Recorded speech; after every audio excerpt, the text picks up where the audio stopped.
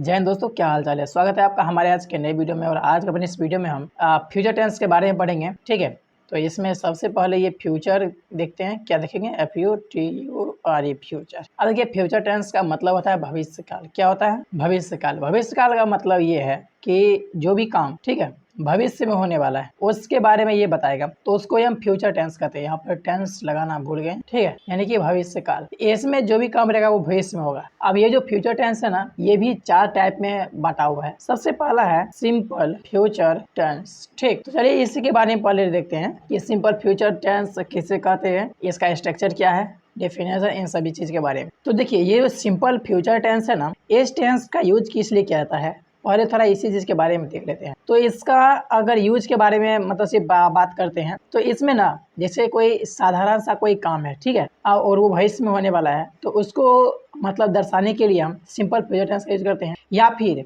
हम क्या करते हैं, जो सिंपल फ्यूचर टेंस है, इसके हेल्प से भविष्य में होने वाले संकल्प, ठीक है, कोई पक्का इरादा हो, इच्छा है अपना, ठीक है, उन सब को जताने के लिए हम क्या करते हैं, मतलब उन सब जताने के लिए नहीं, उसके बारे में अगर हम बात करते हैं, ठीक है, तो वो सभी को हम सिंपल फ्यूचर टेंस में ही डिनोट करते हैं। अब यहाँ पे कुछ हम एग्जांपल देते हैं जिससे आपको और ज़्यादा क्लियर हो जाएंगे। तो देखिए, इसमें सबसे पहला सेंटेंस है, मैं नेता बनूंगा। तो ये इरादा को डिनोट करता है, तो इसका हो जाएगा मतलब इरादा को डिनोट कर रहा है, ठीक है, कि भविष्य की बात है, वो नेता बनेगा, उसका इरादा है ये। ठीक है, तो अब देखिए इसको बनाएंगे। इसे इसको बनाने के लिए हम लिखेंगे इसमें आई शैल बी ए लीडर। ठीक, आई शैल बी ए लीडर, इस तरह से ये बनेगा। इसके बाद देखिए अगला सेंटेंस है, तुम खुश रहोगे। ठीक है, ये एक सामान्य बात है, ठीक है, तो इसलिए इसका हो जाएगा यू विल बी हैप्पी। अगला है, मैं तुम्हारी मदद करूंगा। तो इसका हो जाएगा आई शैल हेल्प यू। ठीक, मैं तुम्हारी मदद करूंगा, यानी कि भविष्य की बात कर रहा है।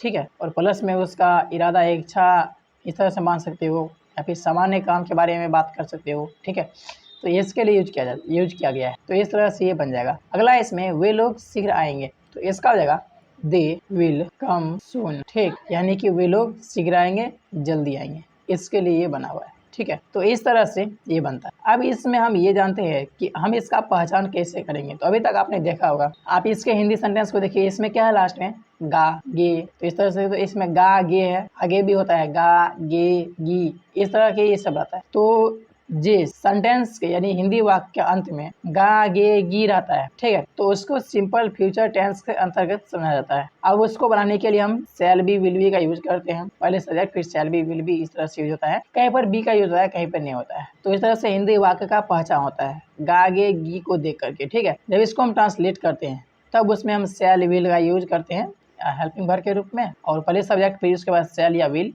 और उसके बाद भर का पहला रूप। ठीक है, तो इस तरह के फॉर्मूला से बना हुआ है। देखिए इसमें आई, ये क्या सब्जेक्ट है, फिर शैल है। ठीक है, तो ये हो गया शैल या विल में से आ गया, और इसके बाद बी, तो ये भर का पहला रूप है। उस तरह से अगला है तुम खुश रहोगे में, देखिए सब्जेक्ट है, फिर इसके बाद विल, क्योंकि वी के साथ विल लगता है, सिर्फ आई के साथ शैल लगता है, बाकी सभी के साथ विल लगता है। तो विल हो गया, फिर इसका भर का पहला रूप, फिर इसके बाद जो ऑब्जेक्ट है सो ऑब्जेक्ट हो गया। ठीक है, तो इस तरह से ये ट्रांसलेट होता है। अब चलिए हमने इसका स्ट्रक्चर आपको इसी का लिख देते हैं, यानी नोट डाउन कर देते हैं। तो देखिए इसका स्ट्रक्चर होता है सब्जेक्ट, ठीक है, क्या होता है, सब्जेक्ट प्लस शैल या विल और प्लस वर्ब का पहला रूप। इसके बाद ऑब्जेक्ट आप लिख सकते हो, या फिर आप जब सेंटेंस बनाओगे तो उसमें ऑब्जेक्ट तो ऑटोमेटिक हो ही जाता है। ठीक है, तो इस तरह से इसी स्ट्रक्चर पे जो सिंपल फ्यूचर टेंस का सेंटेंस होता है, हिंदी सेंटेंस, उसको ट्रांसलेट किया जाता है। बस आप ध्यान रखना है कि आई और इसके बाद वी, इस दोनों के साथ में शैल लगता है। ठीक, बाकी जितना हो जाता है उसके साथ में विल लगता है। ठीक है, इतना ध्यान में रख करके आप सिंपल फ्यूचर टेंस को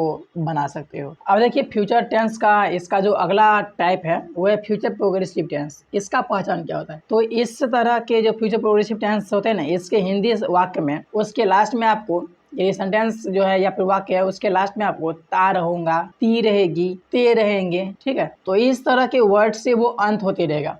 लेकिन कहीं कहीं पर देखिए इसमें, जैसे कि अब इसको देखिए, ठीक है, इसमें क्या है, इसमें तो हुआ रहूंगा है, यानी आ रहूंगा।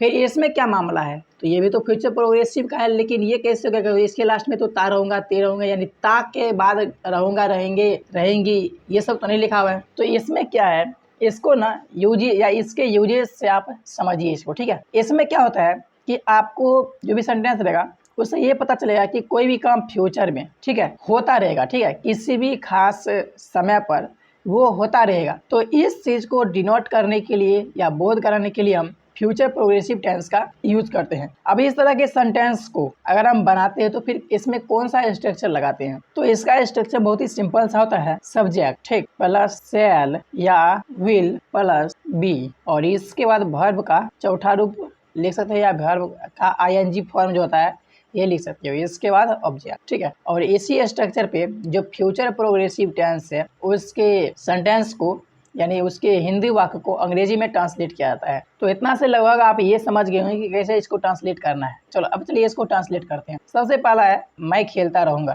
तो इसका हो जाएगा आई, और आई के साथ शैल या विल, तो इसके साथ लगता है शैल, तो हो जाएगा शैल, ठीक। और इसके बाद स्ट्रक्चर में क्या था, बी, तो शैल के बाद बी, और इसमें वर्ब कहाँ है, तो ये खेलना, ये वर्ब है यानी कि प्ले, और प्ले का आईएनजी फॉर्म लगेगा यानी कि प्ले, ठीक। तो इस तरह से ये बन जाएगा आई शैल बी प्लेइंग। इसके बाद नेक्स्ट है वह इंतजार करती रहेगी, तो इसका हो जाएगा सी विल, सी क्या है, सब्जेक्ट है, इसके साथ लगता है विल, ठीक है। सी विल बी, विल के बाद बी, और इसके बाद इसमें वर्ब क्या है, तो इंतजार करना, तो इसका हो जाएगा वेट, और इसका आईएनजी फॉर्म लगेगा तो waiting, she will be waiting, और इस तरह से इसका ट्रांसलेट बन जाएगा। अगला है वे लोग पढ़ाते रहेंगे, तो इसका हो जाएगा दे, और दे के साथ शैल या विल का यूज होता है तो विल का यूज किया जाता है, तो दे विल बी, पढ़ाना का होता है टीच, इसी का आईएनजी फॉर्म लगेगा यानी कि टीचिंग, ये हो जाएगा। इसके बाद नेक्स्ट है मैं वहाँ रुका हुआ रहूंगा, तो मैं वहाँ रुका हुआ रहूंगा, तो ये भी तो भाई फ्यूचर प्रोग्रेसिव टेंस का है, तो ये कैसे बनेगा, इसका हो जाएगा आई, और आई के साथ शैल या विल, तो शैल, आई शैल बी, रुकना का होता है एस टी, तो हो जाएगा स्टे, लेकिन इसका आईएनजी फॉर्म यानी staying, I shall be staying, वहाँ ऑब्जेक्ट में है तो यहाँ हो जाएगा देयर, ठीक है, यानी आई शैल बी स्टेइंग देयर, और इस तरह से ये ट्रांसलेट बन जाएगा। तो ये कुछ होता है भाई फ्यूचर प्रोग्रेसिव टेंस का स्ट्रक्चर, सॉल्यूशन, और इसका यूज किस लिए होता है, तो सिंपल सा बात है, कोई भी ऐसा काम जो फ्यूचर में किसी निश्चित समय पर या कभी भी होता हुआ रहेगा, और इसी को डिनोट करने के लिए हम फ्यूचर प्रोग्रेसिव टेंस का यूज करते हैं। तो देखिए जो भी फ्यूचर परफेक्ट टेंस होता है उसके हिंदी वाक्य के अंत में आपको चुकेगा, चुकेगी, चुकूंगा, चुकेंगे, चुका रहेगा, चुकी रहेगी, इस तरह से वो खत्म होगा, ठीक है, यानी उसका हिंदी सेंटेंस। इसको बनाने के लिए हम कैसे बनाते हैं, तो इस तरह के सेंटेंस को सॉल्व करने हम जो फॉर्मूला लगाते हैं उसमें लगता है, यानी स्ट्रक्चर उसका होता है सब्जेक्ट, ठीक है, प्लस शैल या विल, इसके बाद हैव, फिर लगता है वर्ब का तीसरा रूप, और इसके बाद ऑब्जेक्ट। और इस स्ट्रक्चर पे क्या होता है कि जो फ्यूचर परफेक्ट टेंस होता है उसके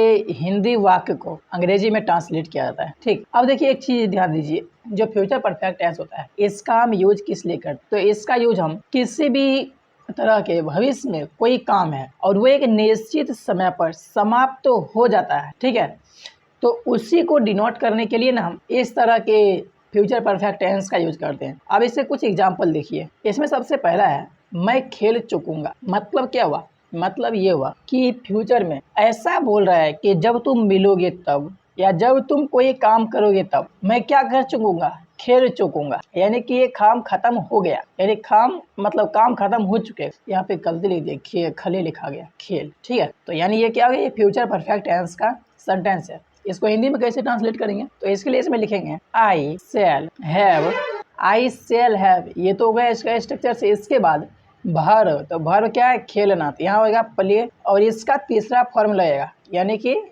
होता है एड यानी प्लेड। तो इस तरह से ये क्या हो गया, इसका ट्रांसलेट हो गया। तो इसमें क्या लगा, देखिए सब्जेक्ट, इसके बाद शैल या विल के जगह पे शैल लग गया, फिर इसके बाद हैव और वर्ब का तीसरा रूप, ठीक है, तो ये हो गया ट्रांसलेट। नेक्स्ट है रीता नाच चुकेगी, ये भी मतलब ये दिखा रहा है कि कोई निश्चित समय है जिसके बाद वो नाचने का काम खत्म कर चुकेगी, तो इसको बनाने के लिए फ्यूचर परफेक्ट टेंस का ही तो यूज होगा ना। और इसमें देखिए पहचान कैसे करेंगे, तो लास्ट में क्या है, चुकेगी है, इससे पहचान हो गया कि ये फ्यूचर परफेक्ट टेंस के अंतर्गत आ रहा है, ठीक। तो इसका क्या हो जाएगा, रीता है यहाँ पे ना, तो रीता का हो जाएगा रीता, रीता विल हैव, इसमें रीता में REE होगा, ठीक है, Rita will have dance done, ठीक, यानी कि कोई निश्चित समय है उसके पहले तक में वो नाच चुकेगी, ठीक है। तो इसके लिए हम इस तरह से इसको बनाएंगे। नेक्स्ट है तुम पेड़ काट चुकोगे, तो इसमें क्या होगा, इसमें हो जाएगा यू विल हैव कट, ठीक है, कट, कट का तीसरा फॉर्म ही कट ही होता है, इसका साधारण फॉर्म वो भी कट ही होता है, ठीक है। तो you will have cut the tree, TREE tree, ठीक है, यानी कि जब कोई काम होगा तो उसके कंपैरिजन में एक निश्चित समय है और उससे पहले पेड़ का काटने का काम खत्म हो चुके हैं। ठीक है, तो ऐसे करके ये होता है। इसके बाद नेक्स्ट है वे काम समाप्त कर चुकेंगे, तो इसका हो जाएगा they will have finished, FINISHED, finished. यहाँ पे डन नहीं होगा बल्कि फिनिश, समाप्त करने का फिनिश होता है। ठीक है, तो यहाँ पे they will have finished the work. ठीक है, और इस तरह से ही इसका ट्रांसलेट बन जाएगा। तो यही चीज था, तो बहुत ही सिंपल था ये फ्यूचर परफेक्ट टेंस जो मैंने आपको बताया। इसका पहचान करने के लिए हम कुछ इस तरह से इसका यूज करेंगे और अंग्रेजी में ट्रांसलेट करने के लिए इस स्ट्रक्चर का यूज करेंगे और ये बन जाएगा। ठीक, अब इसके बाद एक चीज ध्यान रखिए फ्यूचर परफेक्ट टेंस के अंतर्गत। पहले तो आपने ये देख लिया कि कोई निश्चित समय मतलब फ्यूचर का कोई निश्चित समय तक कोई काम खत्म हो चुका रहेगा, लेकिन इसी में एक कंडीशन आता है। कंडीशन कैसा, तो देखिए आप इस सेंटेंस को पढ़िए, इसमें आपको कंडीशन पता चलेगा। इसमें क्या है, डॉक्टर के आने के पहले रोगी मर चुकेगा। अब देखिए इसमें क्या है कि डॉक्टर आ रहा है, ठीक है, लेकिन जब तक डॉक्टर आएगा उससे पहले रोगी का मौत हो जाएगा, यानी कि यहाँ पे कंडीशन है, ये कंडीशनल क्वेश्चन है। तो इस तरह के जो सेंटेंस होते हैं इसको सॉल्व करने के लिए हमें क्या करना पड़ता है, तो सबसे पहले तो देखिए रोगी मर चुकेगा, ये हमें बनाना है और ये बनाएंगे हम फ्यूचर परफेक्ट टेंस के अंतर्गत। तो इसमें लिखेंगे हम द पेशेंट, इसके साथ विल का यूज करेंगे, विल हैव डाइड, यानी कि जो रोगी है वह मर चुकेगा। अब इसके बाद लिखेंगे बिफोर, क्योंकि पहले है। अब इसके बाद कुछ कमाल होता है। कमाल क्या होता है, तो देखिए रोगी मर चुकेगा, इसको बनाए फ्यूचर परफेक्ट टेंस के अंतर्गत, लेकिन बिफोर हुआ। अब इसके बाद क्या करेंगे, तो इसको बनाएंगे सिंपल प्रेजेंट टेंस। ठीक है, यानी कि बनाएंगे बिफोर द डॉक्टर कम्स, यानी कि डॉक्टर के आने के पहले। तो इस तरह जो कंडीशनल सेंटेंस होते हैं उस तरह के सेंटेंस में जो पहले होगा उसको बनाएंगे हम फ्यूचर परफेक्ट टेंस में, और जो बाद में होगा उसको बनाएंगे हम सिंपल प्रेजेंट में, और इस तरह के ये सेंटेंस बन जाते हैं। इसके बाद देखिए नेक्स्ट जो फ्यूचर टेंस का टाइप है वह है फ्यूचर परफेक्ट कंटिन्यूअस टेंस। तो फ्यूचर परफेक्ट कंटिन्यूअस टेंस में आप बस इतना समझ लो कि ये इस चीज को डिनोट करता है कि फ्यूचर में कोई निश्चित समय रहेगा, ठीक है, और उससे कोई काम कंटिन्यू चलता रहेगा। तो उसी चीज को डिनोट करने के लिए ना फ्यूचर परफेक्ट टेंस का यूज करते हैं, यानी कि इससे इतना पता चलता है कि काम जो है ना कुछ समय के लिए या फिर लंबा समय के लिए लगातार चला है या फिर चलेगा, फ्यूचर की बात है। ठीक है, तो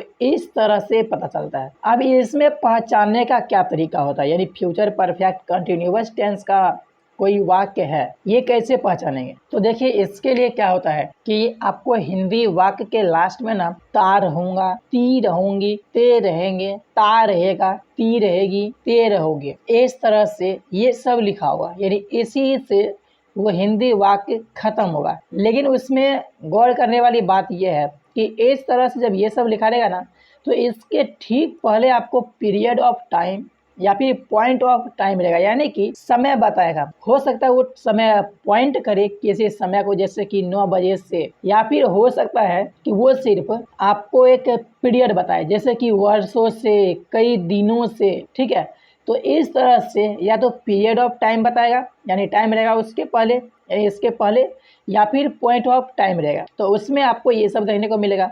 लेकिन वहीं पर जब आपको period of time, point of time अगर नहीं दिया रहेगा ना हिंदी वाक्य में, तब उसके लास्ट में क्या रहेगा, तो ता हुआ रहूंगा, ती हुई रहूंगी, ते हुए रहेंगे, ते हुए रहोगे, ती हुई रहोगी, ता हुआ रहेगा, ती हुई रहेगी, तो ये सब लगा रहेगा। ठीक है, तो इस तरह से ना आप फ्यूचर परफेक्ट कंटिन्यूअस टेंस के हिंदी वाक्य को पहचान सकते हैं। अब हम ये देखेंगे कि इसको ट्रांसलेट कैसे किया जाता है, यानी कि हम इसके स्ट्रक्चर के बारे में बात करने वाले हैं। तो देखिए इसका स्ट्रक्चर होता है सब्जेक्ट, ठीक है, सबसे पहले सब्जेक्ट प्लस, इसके बाद शैल या फिर विल, इसके बाद होता है प्लस हैव, फिर हम बीन का यूज करते हैं, और इसके बाद वर्ब का चौथा फॉर्म यानी कि आईएनजी फॉर्म, और लास्ट में हम ऑब्जेक्ट यूज करते हैं। ठीक, तो इस स्ट्रक्चर पे हम क्या करते हैं कि फ्यूचर परफेक्ट कंटिन्यूअस टेंस के हिंदी वाक्य को अंग्रेजी में ट्रांसलेट करते हैं। लेकिन इसमें ना आपको एक चीज नहीं दिया गया है कि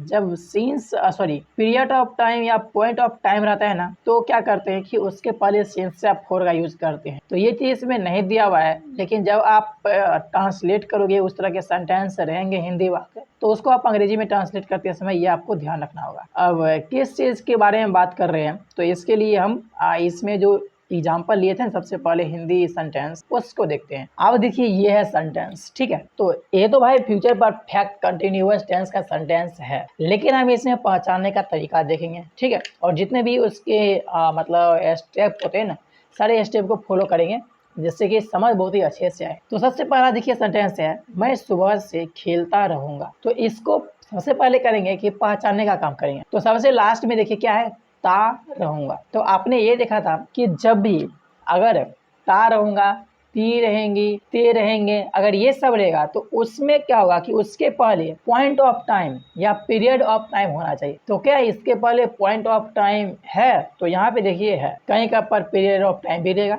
लेकिन टाइम रहेगा, ठीक है। तो इतना तो हो गया, यानी कि अब पता चल रहा है कि हाँ ये जो है ना, ये फ्यूचर परफेक्ट कंटिन्यूअस टेंस का सेंटेंस है। अब इसको सॉल्व करेंगे। तो सॉल्व करने के लिए हमें स्ट्रक्चर को ध्यान में रखना होगा। तो उसमें क्या था, सबसे पहले सब्जेक्ट, तो सब्जेक्ट यहाँ पे मैं है, यानी हो जाएगा इसका आई, ठीक। इसके बाद क्या होगा, शैल या विल में से शैल, ठीक। इसके साथ लगता है हैव बीन, तो आई शैल हैव बीन। नेक्स्ट भार लगाना चाहिए, तो भार इसमें क्या है, खेलना, यानी कि प्ले। तो क्या प्ले से काम चलेगा, नहीं, इसका चौथा फॉर्म से काम चलेगा, यानी कि प्लेइंग। तो आई शैल हैव बीन प्लेइंग। अब इसके बाद यहाँ पे जो टाइम है इसको भी तो लिखना है। तो इसको लिखने के लिए देखिए इसमें सुबह से ये लिखा हुआ है, यानी कि क्या ये पॉइंट ऑफ टाइम है या फिर पीरियड ऑफ टाइम है। तो ये जो है ना, ये पॉइंट ऑफ टाइम है, सुबह से। तो इसके लिए हम सिंस का यूज करेंगे।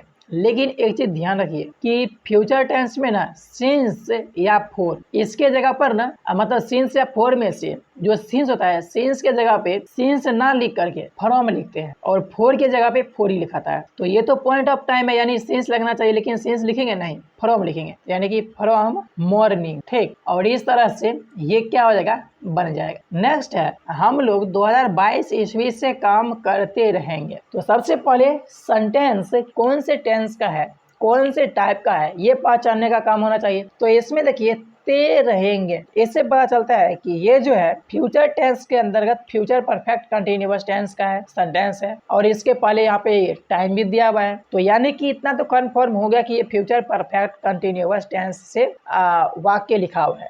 अब इसको सॉल्व करेंगे, यानी ट्रांसलेट करेंगे। तो इसके लिए हुआ इसमें वी शैल, वी के साथ क्या लगता है, शैल, और इसके बाद हैव बीन, ठीक। We shall have been working from, ठीक है, क्योंकि इसमें भी पॉइंट ऑफ टाइम दिया हुआ है, इस जगह फ्रॉम 2022, ठीक। और इस तरह से ये ट्रांसलेट हो जाएगा। नेक्स्ट है, लड़के 1 घंटे से पढ़ते रहेंगे। तो इसका हो जाएगा, पहले तो पहचानने का काम होगा ना, तो यहाँ पे ते रहेंगे है, तो इससे पता चला कि ये फ्यूचर टेंस का है। और फ्यूचर में कौन सा, तो यहाँ पे देखिए समय भी दिया हुआ है, यानी कि फ्यूचर परफेक्ट कंटिन्यूअस टेंस का ये वाक्य है। तो इसको सॉल्व करेंगे, तो सबसे पहले सब्जेक्ट यानी कि लड़की, तो इसके लिए हो जाएगा द बॉयज, इसके बाद विल हैव बीन जो कि स्ट्रक्चर में है, और इसके बाद वर्ब, तो इसमें पढ़ना है वर्ब, यानी कि रीड, READ रीड, लेकिन इससे काम चलेगा नहीं, इसका ING फॉर्म लगेगा। Reading for an hour. अभी इसमें फोर का यूज क्यों किए, क्योंकि यहाँ पे 1 घंटे से, ये जो है ना, ये पीरियड ऑफ टाइम है, और पीरियड ऑफ टाइम के लिए फोर का यूज करते हैं, ठीक है, इसलिए होगा इसमें 4 एन आवर, ठीक है। अब इसके बाद नेक्स्ट है, वह तैरती हुई रहेगी। अब इसमें देखिए, इसमें थोड़ा मोड चेंज होता है, इसमें क्या है, ती हुई रहेगी, तो ताते ती करके रहेगा, हुआ हुई इस तरह से रहेगा, और रहूंगा रहेंगे रहेगी बस होगा। तो इस तरह से जब रहेगा, तो उसमें हम ये नहीं देखेंगे कि इसके पहले पॉइंट ऑफ टाइम या पीरियड ऑफ टाइम है, क्योंकि इस तरह से जो लास्ट करेगा यानी अंत करेगा हिंदी वाक्य, उसमें ना किसी भी तरह के समय नहीं दर्शाया जाए, तो इसलिए इसमें वह तैरती हुई रहेगी, ठीक है। बस इतना से ही पता चलेगा कि हाँ ये फ्यूचर के बात हो रहा है, ठीक है। वह तैरती हुई रहेगी, यानी फ्यूचर में होगा, और वो कंटिन्यू काम चल रहा है, ठीक है, यानी वो कंटिन्यू तैरने का काम करेगी। तो इसलिए क्या हो गया भाई, फ्यूचर परफेक्ट कंटिन्यूअस टेंस का यानी वाक्य, हिंदी वाक्य। इसको ट्रांसलेट करेंगे तो क्या लिखेंगे, इसको ट्रांसलेट करने के लिए हम लिखेंगे इसमें she will have been swimming, SWMMING swimming, ठीक है, यानी कि वह फ्यूचर में कंटिन्यू तैरने का काम कुछ देर के लिए या फिर लंबा समय के लिए करने वाली है। ठीक है, तो उसको हम इस तरह से ट्रांसलेट करेंगे। आई स्विमिंग में होगा SWIMMING स्विमिंग। ठीक है, अब इसके बाद देखिए नेक्स्ट है, इसमें वह 5 वर्षों से इंतजार करती रहेगी। तो इसमें देखिए ती रहेगी है और इसके पहले समय भी यहाँ पे दिया हुआ है। ठीक है, जो कि पीरियड ऑफ टाइम है। तो इसको ट्रांसलेट करेंगे तो स्ट्रक्चर में क्या है, सबसे पहले सब्जेक्ट, तो सब्जेक्ट होगा इसमें सी, इसके बाद शैल या विल, तो विल, और इसके आगे क्या लगता है, हैव बीन, यानी कि सी विल हैव बीन वेटिंग, इंतजार करना का waiting, WAING waiting for 5 years. ठीक है, तो इस तरह से ये ट्रांसलेट हो जाएगा। तो शायद मुझे उम्मीद है कि फ्यूचर परफेक्ट कंटिन्यूअस टेंस के स्ट्रक्चर के बारे में, उसके पहचान के बारे में आप अच्छे से समझ चुके होंगे। तो दोस्तों आज जो है इस वीडियो के हेल्प से जो टेंस का चैप्टर था ना, उसके सारे पार्ट, टाइप, स्ट्रक्चर, इन सभी का मतलब पार्ट, टाइप और स्ट्रक्चर, ये सब जो है कंप्लीट हो चुका है। तो दोस्तों इसी वीडियो के साथ जो ऑक्सफोर्ड जूनियर इंग्लिश ग्रामर का टेंस चैप्टर था, उसके जितने भी पार्ट थे, टाइप थे, स्ट्रक्चर था, ठीक है, उन सभी के बारे में हमने पढ़ लिया। ठीक है, जिसको आपने अच्छा समझा होगा। इसमें लगभग 3 या 4 वीडियो बना है। अगर आपने नहीं देखा है तो डिस्क्रिप्शन में लिंक मिल जाएंगे सभी के। ठीक है, तो वहाँ से जाकर आप देख लेना। तो मुझे लगता है कि इसमें जो भी कुछ हमने बताया सभी आपको अच्छे से समझ में आएंगे। इसके बाद अगला जो एक वीडियो आने वाला है, बहुत ही छोटा सा वीडियो रहेगा, जिसमें आपको ना एक जगह पे, ठीक है, जो हेल्पिंग वर्ब होता है ना, उसके कैसे मोड चेंज होते हैं। जैसे कि अगर सिंपल प्रेजेंट टेंस में is, am, are, have, has, या फिर वर्ब का पहला रूप होता है, तो वही पास्ट टेंस में कैसे वाज, वेयर या हैड, या फिर वर्ब का दूसरा रूप यूज हो जाता है। तो इन सब के बारे में ना एक छोटा सा वीडियो में आप देख लोगे। ठीक है, जिसमें बारे में क्या मतलब यह है कि उसी का कैसे फॉर्म चेंज होता है, इसके बारे में पढ़ेंगे। ठीक है, वो आपको नेक्स्ट वीडियो में मिल जाएगा। तो मुझे उम्मीद है कि इस वीडियो के हेल्प से हमने जो कुछ भी बताया सभी आपको अच्छे समझ में आए होंगे। हम मिलते हैं आपसे नेक्स्ट वीडियो में। अगर वीडियो पसंद आया हो तो लाइक कर देना, और चैनल पहली बार आए हो, सब्सक्राइब नहीं किए हो तो सब्सक्राइब कर लेना, ताकि फ्यूचर में आने वाले वीडियो आपसे मिस ना हो। बाकी तब तक के लिए bye bye and love you all.